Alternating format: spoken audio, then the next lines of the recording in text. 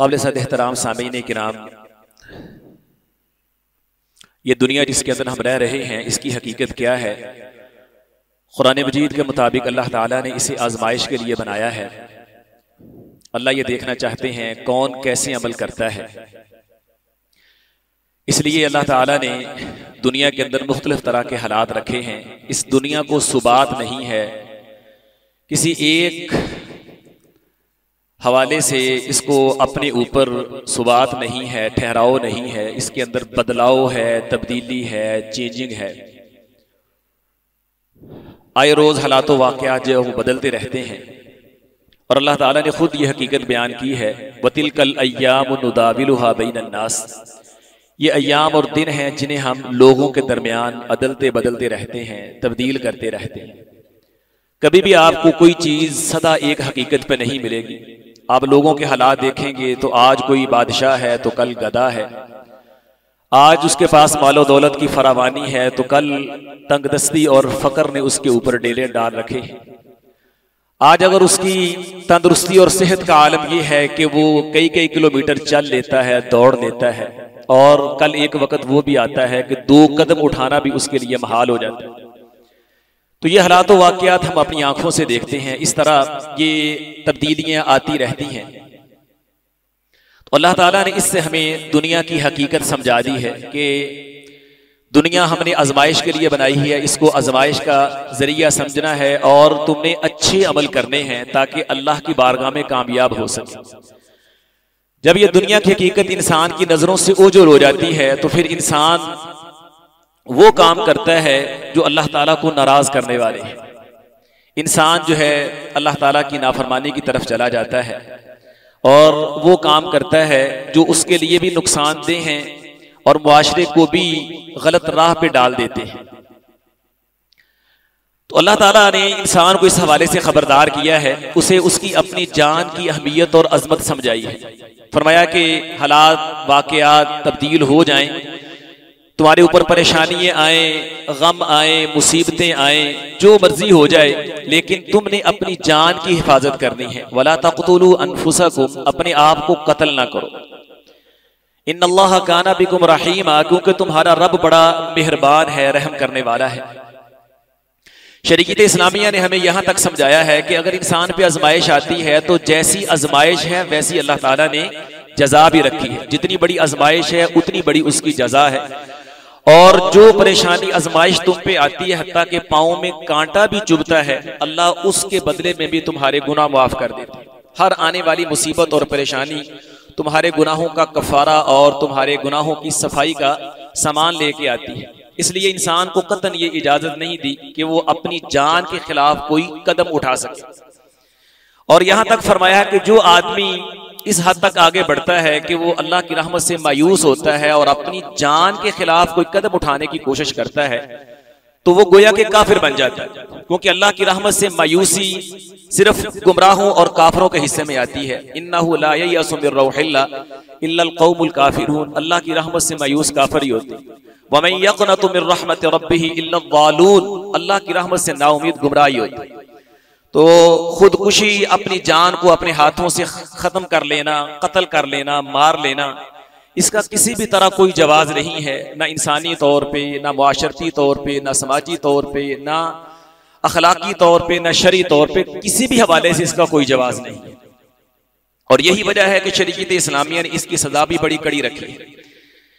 नबी करीम सल्लल्लाहु अलैहि वसल्लम ने फरमाया है कि जिस आदमी ने जिस अंदाज से अपने आप को कत्ल किया, अपनी जान ले ली, अल्लाह ताला उस पर गजबनाक होते हैं और फिर जहन्नम के अंदर अल्लाह उसको डाल देंगे और वो हमेशा जहन्नम के अंदर उसी तरह अपनी जान लेता रहेगा।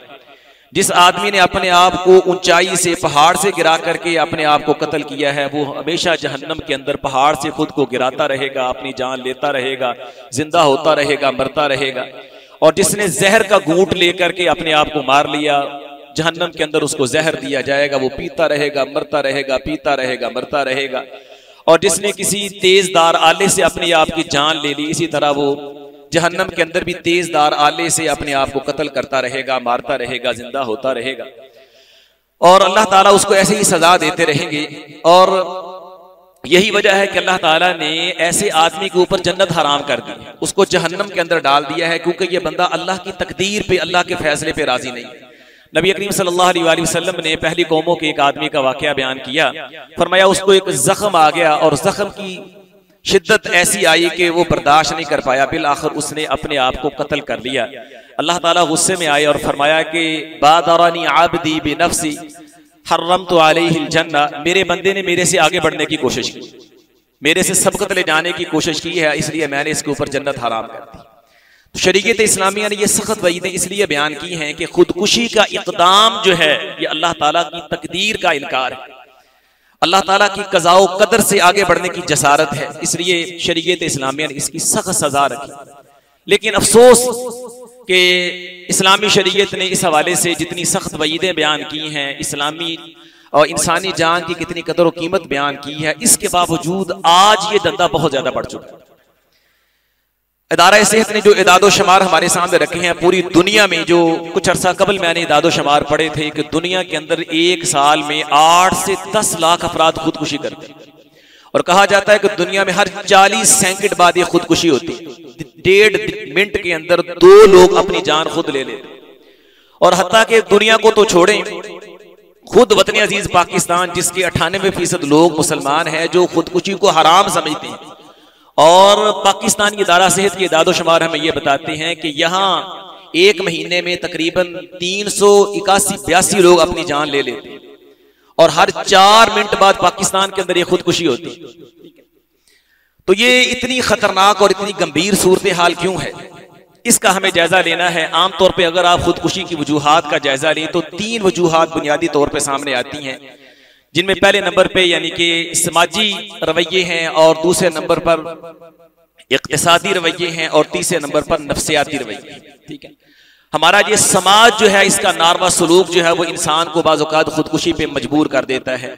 इक्तिसादी मामलात, इंसान जो है वो तंगदस्ती, फ़क़्र फाका और ज़रिया माश का बेहतर ना होना, और इसी तरह इस हवाले से अपने आप को बेहतर ना बना पा लेना, ये भी इंसान को बाज़ औक़ात इस इंतहाई इक़दाम की तरफ ले जाता है। और बहुत बड़ी चीज़ जिसकी वजह से ज़्यादा खुदकुशी होती हैं वो नफ्सियाती रवैये, कि इंसान जो है वो डिप्रेशन में चला जाता है, बीमारियां ऐसी आ जाती हैं, हालात ऐसे बन जाते हैं, उसे कोई अपना मददगार नहीं मिलता है, कोई दिलजोई करने वाला, कोई उसके गम का मुदावा करने वाला, कोई उसे अपना कहने वाला, उसकी डारस बंधाने वाला उसे नजर नहीं आता। नतीजतन आहिस्ता आहिस्ता वो एंजाइटी, डिप्रेशन, स्ट्रेस और दबाव और कई बीमारियों का शिकार होते होते तन्हा हो जाता है, और वो अपने आप को ये समझता है कि अब इससे मर जाना बेहतर है।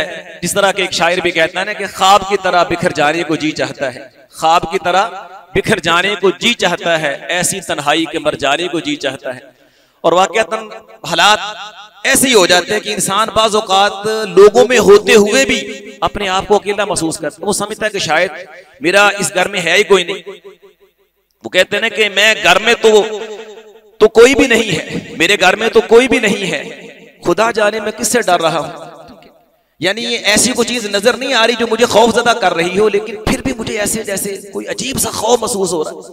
तो ये जो यानी कि नफ्सियाती मसाइल हैं ये जन्म लेते हैं, और फिर आदमी जो है वो खुदकुशी की तरफ चला जाता है। ये बहुत बड़ा मसला है हमारे जमाने का। वैसे तो हमारे दिल लुभाने के लिए, हमारी मसरूफियत के लिए अब हमारे पास बहुत से धंधे हैं, बहुत सी चीजें आ गई, लेकिन यानी कि हम अपनों से दूर हो गए हैं, रिश्तेदारों से हम दूर हो गए, हमारे पास अपनों के लिए वक्त नहीं।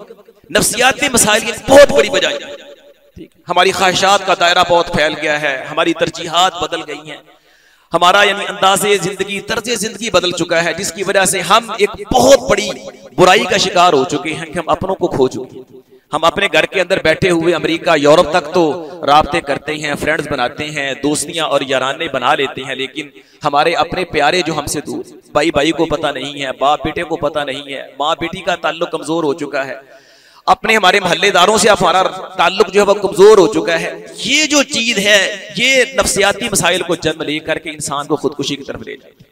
रात ही एक बहुत बड़े आलिम दीन के बेटे की खुदकुशी का वाकया भी सामने आया, तो उससे मेरे जहन के अंदर ये बात आई कि आखिर इसके असबाब और वजूहात का जायजा लिया जाए। तो मैंने जो सोचा वो ये था कि ये 3 बुनियादी मसाइल हैं जो इंसान को खुदकुशी की तरफ ले जाती हैं, और उसमें बड़ा मसला जो है वो नफ्सियाती मसाइल हैं। और नफ्सियाती मसाइल आम तौर पे जो जन्म लेते हैं वो अपनों का नारवा सलूक है। आपको बूढ़े शिकवा करते नजर आएंगे कि अल्लाह ने बेटों को मालो दौलत भी दिया है, फुर्सत भी दी है, फारिगुल बाल हैं, पूछते ही नहीं। वालिद का हाल पूछने के उनके पास वक्त नहीं, उनके पास बैठने के लिए वक्त नहीं, उनके पांव दबाने के लिए वक्त नहीं।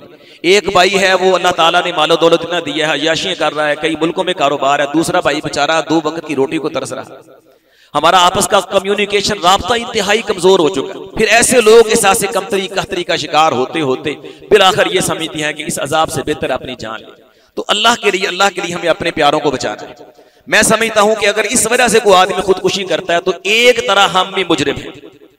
जो लोग अपने प्यारों को, अपने अजीजों को, अपने रिश्तेदारों को वक्त नहीं देते हैं, और उस वजह से अगर कोई इंतहाई कदम उठाता है, हकीकी मुजरिम वो है, लेकिन हम उनके सहूलतकार जरूर हैं। ठीक है, इसलिए अपने आप को इससे बरी जिम्मा न समझिए, अपने आप को भी अपने गिरेबान में झांकिए। नबी करीम सल्लल्लाहु अलैहि वसल्लम से बढ़ के इस कायनात के अंदर कोई मसरूफ नहीं मिलेगा।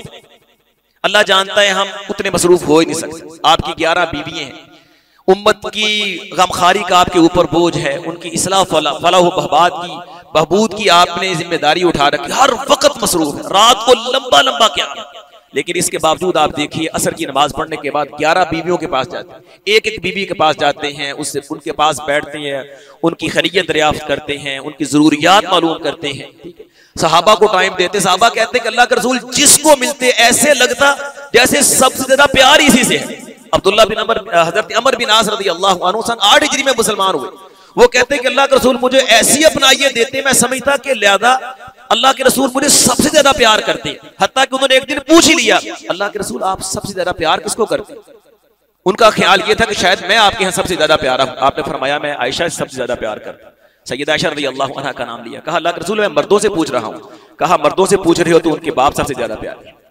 मतलब आपकी अपनाइयत का आलम ये था, साहबा से घुलने मिलने, मोहब्बत और प्यार का आलम ये था।